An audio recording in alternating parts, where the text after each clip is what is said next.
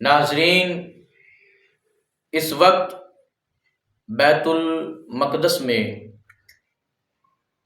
مسلمانوں کے ساتھ جو ظلم و زیادتی ہو رہی ہے وہ کسی بھی انسان سے پوشیدہ نہیں ہے۔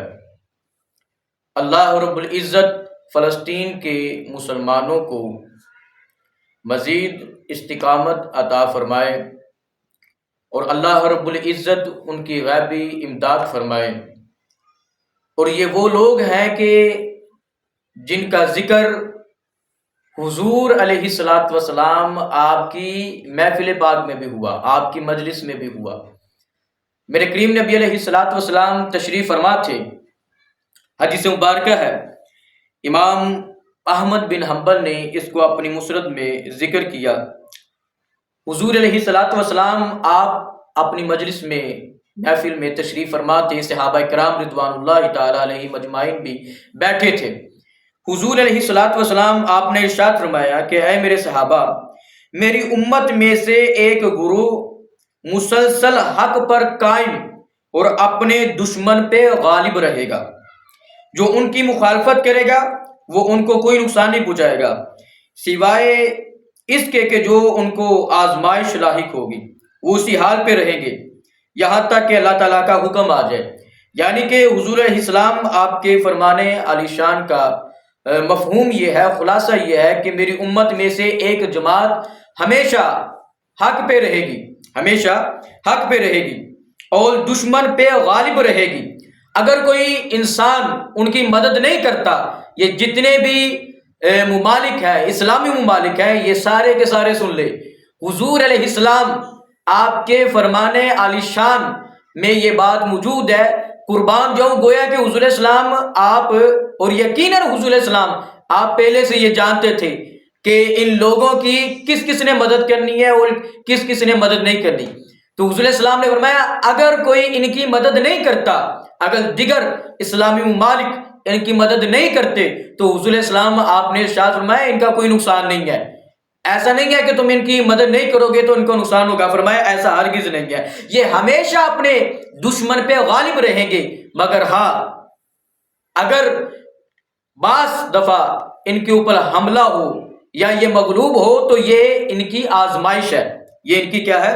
آزمائش ہے۔ فرمایا یہ اسی حال میں رہیں گے، یعنی ہمیشہ سچ پہ، حق پہ رہیں گے اور دشمنوں کے اوپر غالب رہیں گے، ان کے ساتھ مقابلہ کرتے رہیں گے۔ صحابہ کرام رضوان اللہ تعالیٰ علیہم اجمعین انہوں نے عرض کی کہ اے اللہ کے رسول، وہ کہاں ہے؟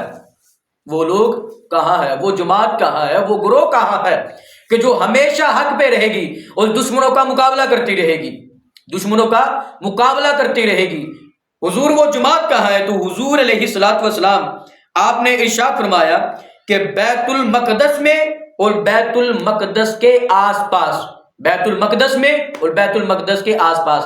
آپ اندازہ لگائیں کہ یہ فلسطینی جو ہے، یہ مسلمان بھائی جو ہے، یہ کتنے مقدروں والے ہیں کہ حضور علیہ السلام کی مذہب میں، محفل میں ان کا ذکر ہو رہا ہے اور حضور علیہ السلام ان کے بارے میں یہ گواہی پیش کر رہے ہیں کہ یہ حق پر ہے، یہ سچے ہیں اور یہ ہمیشہ دشمنوں کے مقابلے میں رہیں گے اور یہ ان پہ غالب رہیں گے۔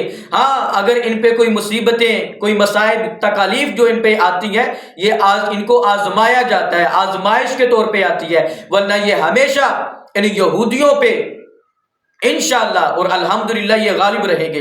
حضرات ذی وقار، ایک بات یہ، اور دوسری بات یعنی بیت المقدس میں، اور دوسرا فرمایا جو بیت المقدس کے ارد گرد ہے، بیت المقدس کے ارد گرد ہے۔ آپ اندازہ لگائیں بیت المقدس کے ارد گرد کتنے علاقے ہیں، حماس ہے، غزہ وغیرہ ہے، اور یہ غزہ، یہ اس حوالہ سے میں آپ کو ایک بات بتاتا جاؤں ایک اور، غزہ یہ وہ شہر ہے کہ جس کے اندر حضرت سیدنا امام شافعی رحمت اللہ تعالی علیہ آپ کی ولادت باسعادت ہوئی، اور یہ وہ جگہ ہے کہ جس میں حضور علیہ الصلاۃ والسلام آپ کے پردادا جان کی قبر مبارکہ ہے، غزہ کے اندر۔